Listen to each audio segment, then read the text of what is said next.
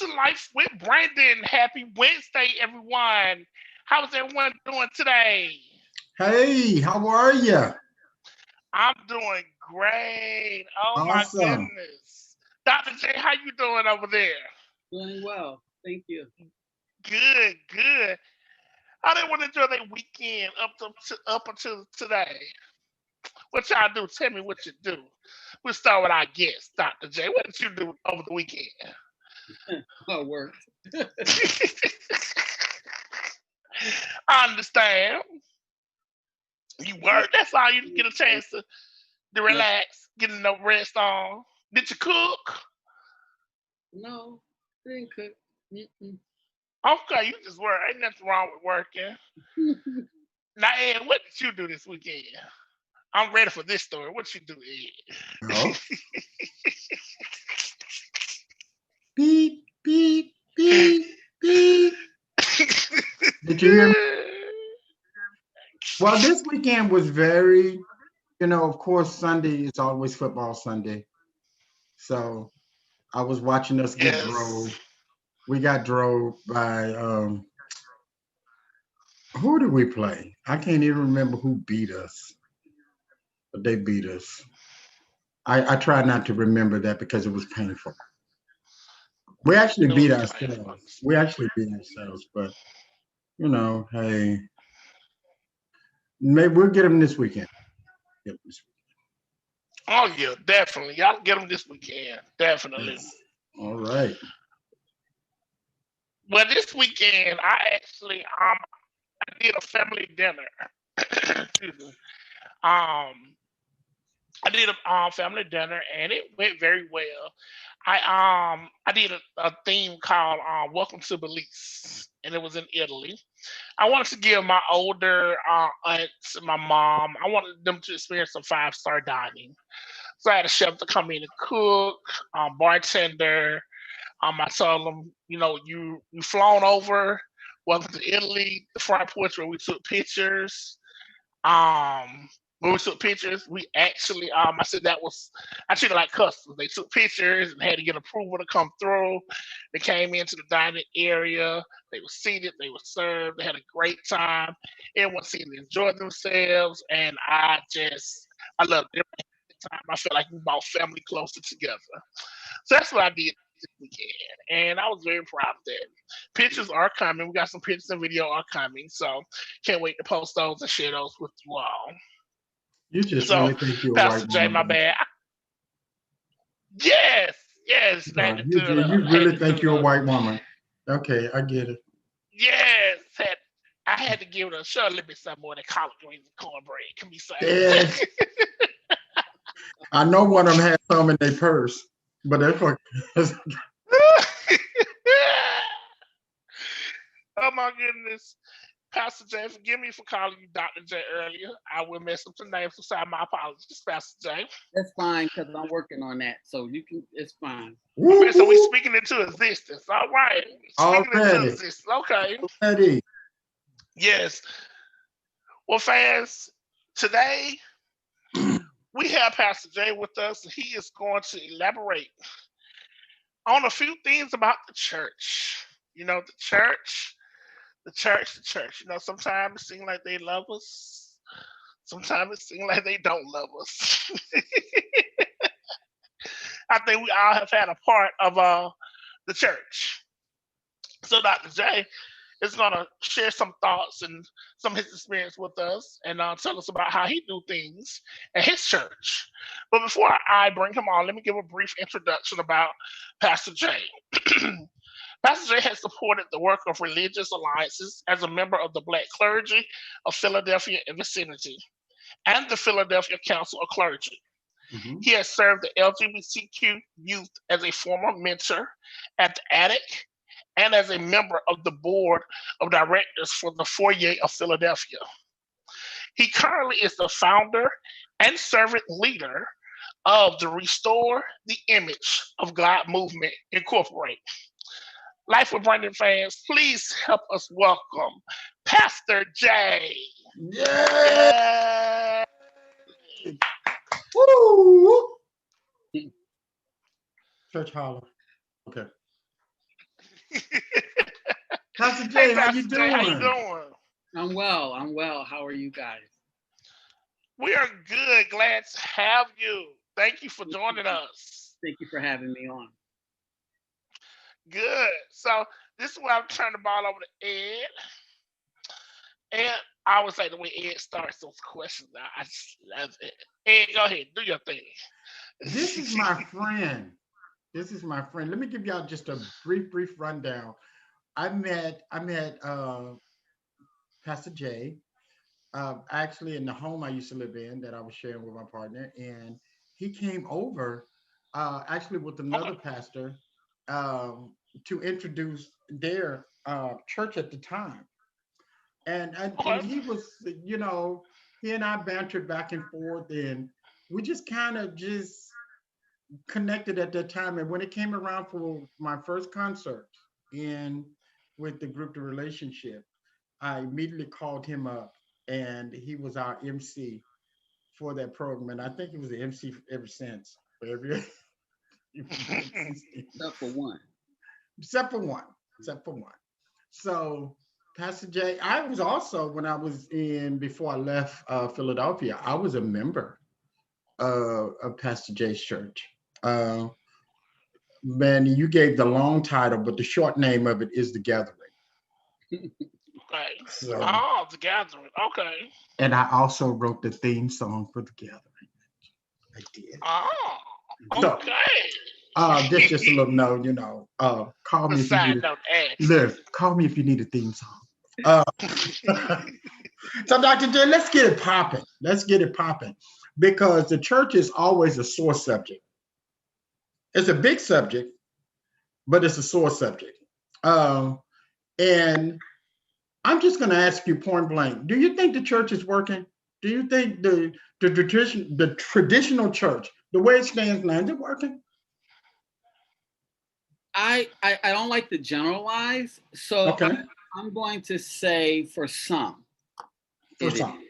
The Okay, traditional church, for some people, it's working. okay, Those people who don't want change, for those people who like things just the way they are, it's working. For those people who like to go through routine and ritual, it's working. okay.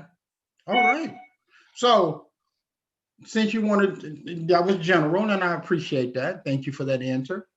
Um, but let's just take it a step further. Okay, and for those of us who are not into traditional church, Okay, that's not working.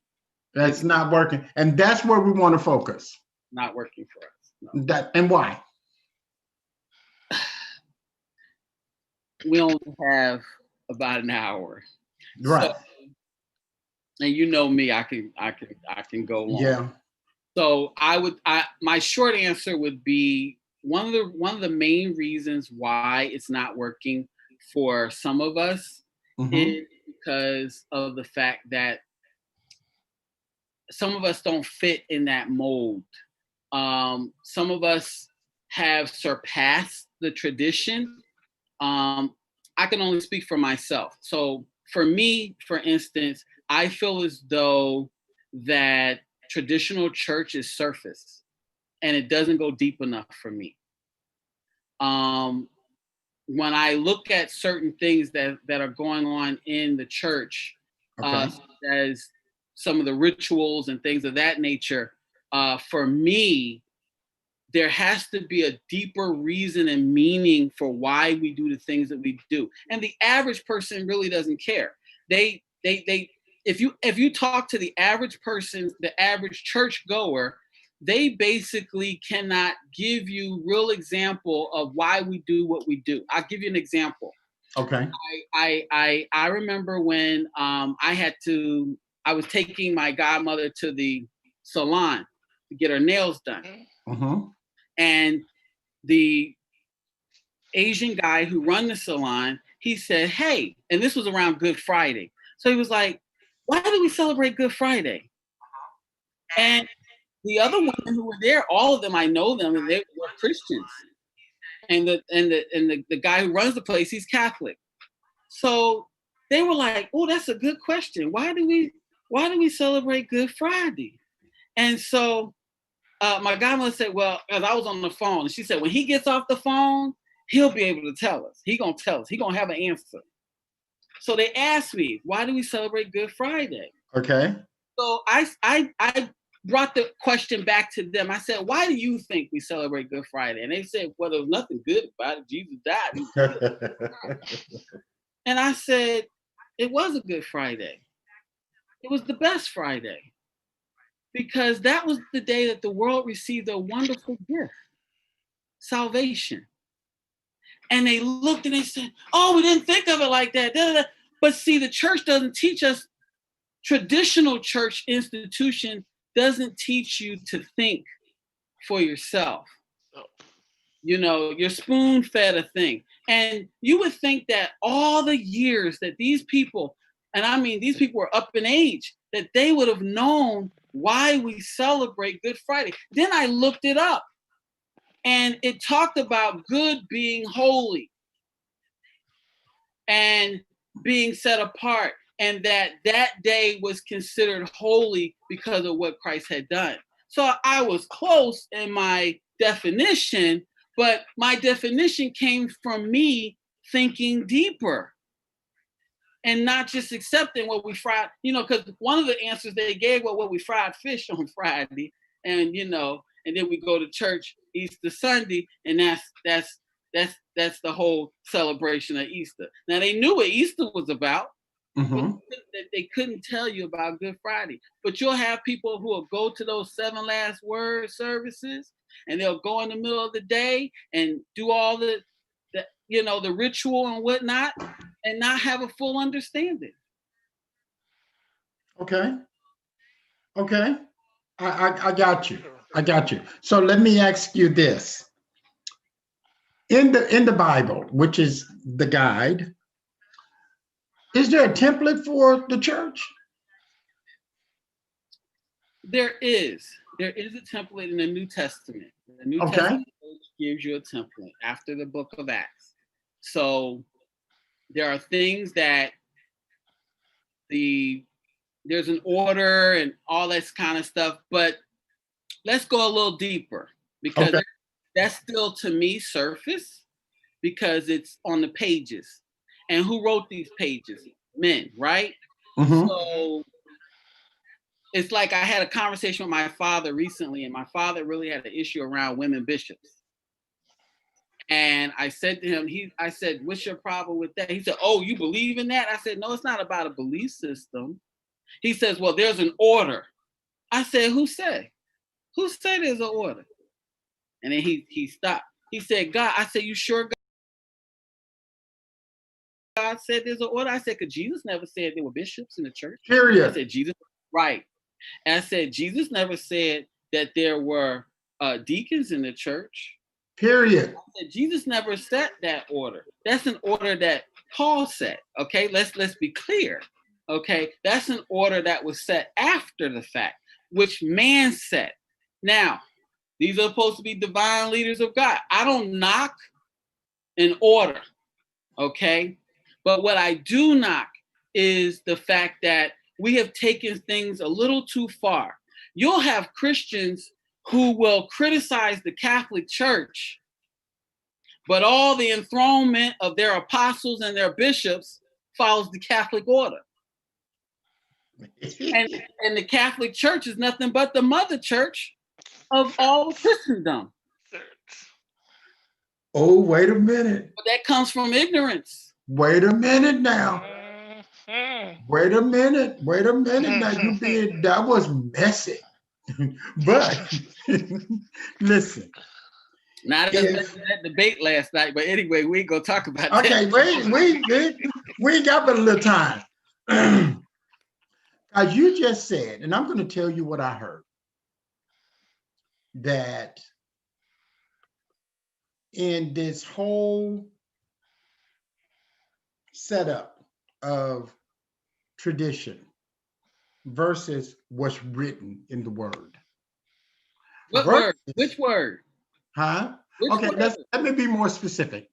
Versus what's written in the New Testament. Or what's written in the book. And then, okay, I'll go with that. I'll go with that. You know where I'm going with that, right? Yes, I do. All Yes, right. I do. Yes, I do. All Okay. right. So what people have come to an understanding of, and I'm just going to stay right there where you were as far as following tradition, with, you know, the bishop, the archbishop, the higher ups, the lower downs, the, you know, the ins, the outs, the wonderful gala, the robes, you know, the headdresses, you know, and some of them look like Las Vegas showpieces, but you know, we got that going on, and it's become an accepted part of what? Church. It is a part of church. So let me get to why. Is it a part of the Lord's church? That's always my question. And I don't want to be too harsh, because some people need that. Just like I explained to people who, like, for instance, I did an internship with sex offenders, right? Okay. And so I was asked to do a little project on what sort of things happen in the prison system that kind of help people redevelop themselves and reacclimate themselves to society and all that kind of stuff. So what Okay. I found out was Islam is a major force in the prison system. So some people will say, well, what about the church? Well, here's the thing, and I don't knock Islam for this. Some people need that kind of order to help them in their own lives. So some people need a hierarchy to help them in their lives. But then you have people like me where I don't need all that, because I understand that the bishop of my soul is Christ, and that we all were given the apostolic work. So I don't need somebody to be the apostle. I don't need somebody to be the grand bishop, the archbishop, the suffering bishop, the lowdown bishop, the whatever bishop, and all that other, you know, the prelate and all that kind of stuff. I don't need all that. The primate, you know, I don't need all that. That's For me, primate. yeah. Oh, yeah. There's some people who consider them, you know, that's the first. So I don't need all of that. But some people need that level of hierarchy, because